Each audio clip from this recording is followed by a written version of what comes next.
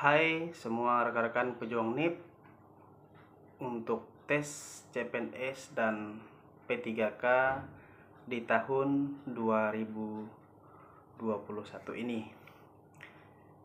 Kali ini saya akan menyampaikan sedikit pengalaman saya mengikuti atau mengerjakan soal TKP.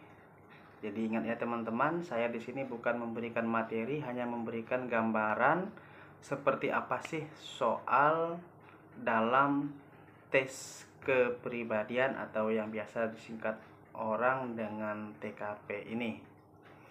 Perlu rekan-rekan ingat bahwa TKP ini tidak ada materi yang bisa secara objektif kita pelajari, karena ini hanya berkaitan dengan kepribadian masing-masing dari kita.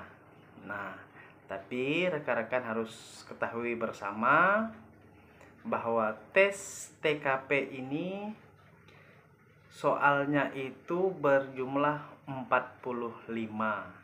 Ini adalah yang paling banyak dan passing grade-nya itu yang paling tinggi, karena di situ tertulis tes passing grade-nya itu harus mampu 166.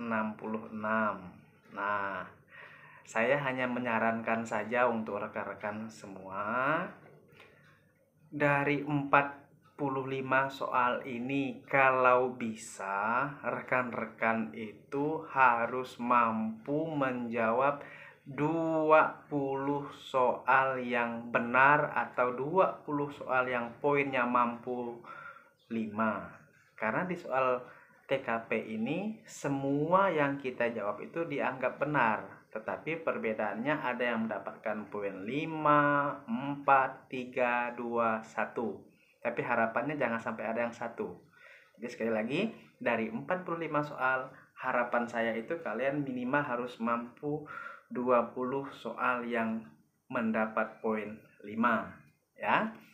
Memang nggak susah karena soalnya panjang-panjang rekan-rekan ya. Minimal 20 lah. Nanti yang lainnya kalau sudah mampu merasa benar 20, ya udah. Yang lainnya nanti tinggal pilih A, B, C, D sembarangan saja. Tapi kalau bisa jangan seperti itu. Itu hanya pengalaman saya di tahun 2019 ya rekan-rekan semua.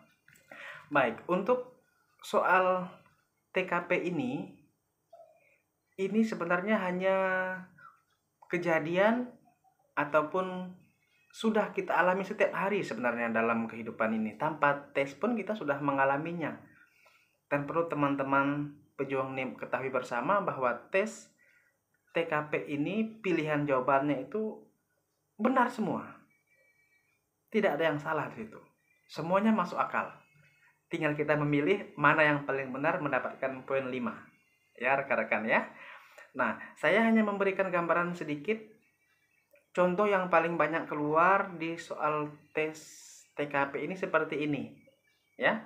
Misalnya, jika ada keluargamu yang sakit keras di saat kamu sedang bekerja, apa yang akan kamu lakukan pada saat itu?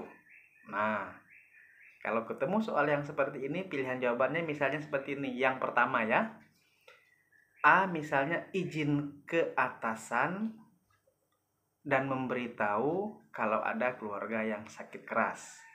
B, menghubungi keluarga melalui telepon dan menyampaikan setelah pulang kerja saya akan sampai di rumah. Ya, yang C misalnya menyerahkan semua tugas-tugas kita ke rekan kerja yang lain.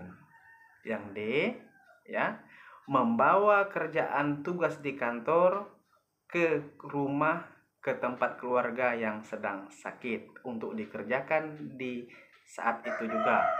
Dan yang E misalnya langsung pulang saja.